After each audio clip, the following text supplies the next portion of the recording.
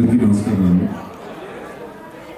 ఈ ఈవెంట్కి నన్ను ఇక్కడికి పిలిచినందుకు చాలా ఆనందంగా ఉంది. ఆల్మోస్ట్ ఒక 14 ఏళ్ళ క్రితం వచ్చాను కువైట్, మళ్ళీ ఇప్పుడు వచ్చాను. సో తెలుగుదేశం పార్టీ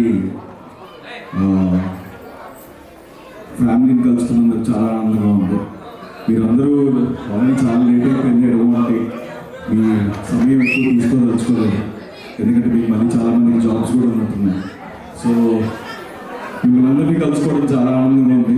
అండ్ మీరు తెలంగాణ అరెస్ట్ అయినప్పుడు మీరు చేసిన ఇక్కడ కానీ మీరు చేసినవన్నీ చూశాను.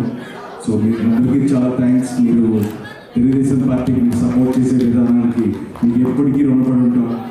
అండ్ మన ఎలక్షన్లో మీరు పేరున మీరు చాలామంది వచ్చి ఓట్లు వేశారు, దానికి చాలా థ్యాంక్స్. మీకు మేము ఎంత చెప్పినా చాలా చిన్నదే. మీరు పార్టీ కోసం మీరు ఇంత కార్యక్రమం చేస్తున్నారు. సో దానికి చాలా ఆనందంగా ఉంది. అండ్ ఇవాళ చాలామంది పిల్లలు ఈ కార్యక్రమంలో పర్ఫామ్ చేశారు, చాలా ఆనందంగా అనిపించింది. మా తెలుగు కళల్ని నేర్చుకొని ఇక్కడ ప్రదర్శిస్తున్నారు. సో వాళ్ళందరికీ నా అభినందనలు. వాళ్ళు ఇంకా ఈ కార్యక్రమాన్ని మీరు ఇంకా బాగా చేయాలని మనస్ఫూర్తిగా కోరుకుంటున్నాను. అండ్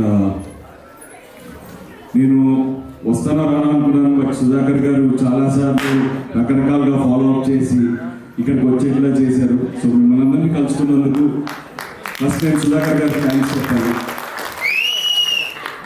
అండ్ యాక్చువల్గా రామారావు గారి గురించి కానీ పెద్దనాన్న గారి గురించి కానీ జనార్దన్ గారు చాలా చెప్తారు, అండ్ నాకు చాలా ఇన్ఫర్మేటివ్గా అనిపించింది. సో ఖచ్చితంగా నేను ఆ ఛానల్ ఫాలో అవుతాను రామారావు గారి గురించి తెలుసుకోవడానికి.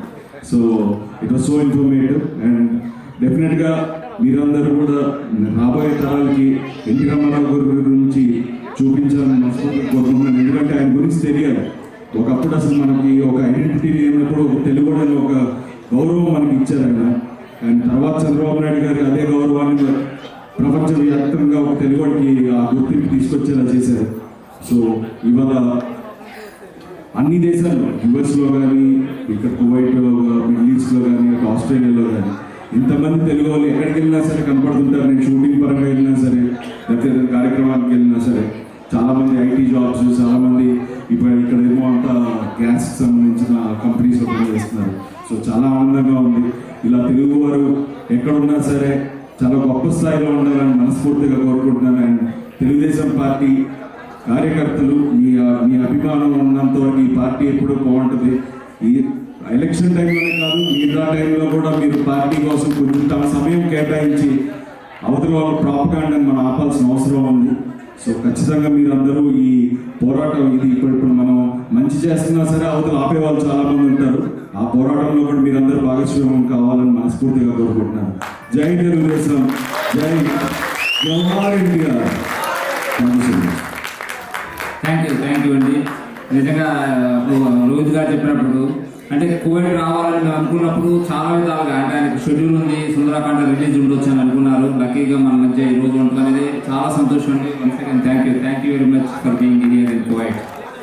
మన రోహిత్ గారిని సన్మానానికి మన జనసేన నాయకుల్ని అంటే కువైట్ జాతీయ కన్వీనర్స్ అంజన్ కుమార్ గారిని, రాజేష్ గారిని, అలాగే గల్ఫ్ జాతీయ కన్వీనర్ రామచంద్ర నాయక్ గారిని, శ్రీకాంత్ గారిని పిలుస్తున్నాం. శ్రీకాంత్ గారు, నాయక్ గారు, అంజన్ గారు, రాజేష్ గారు, మీ చేతుల మీదుగా మన హీరో గారికి సన్మానం.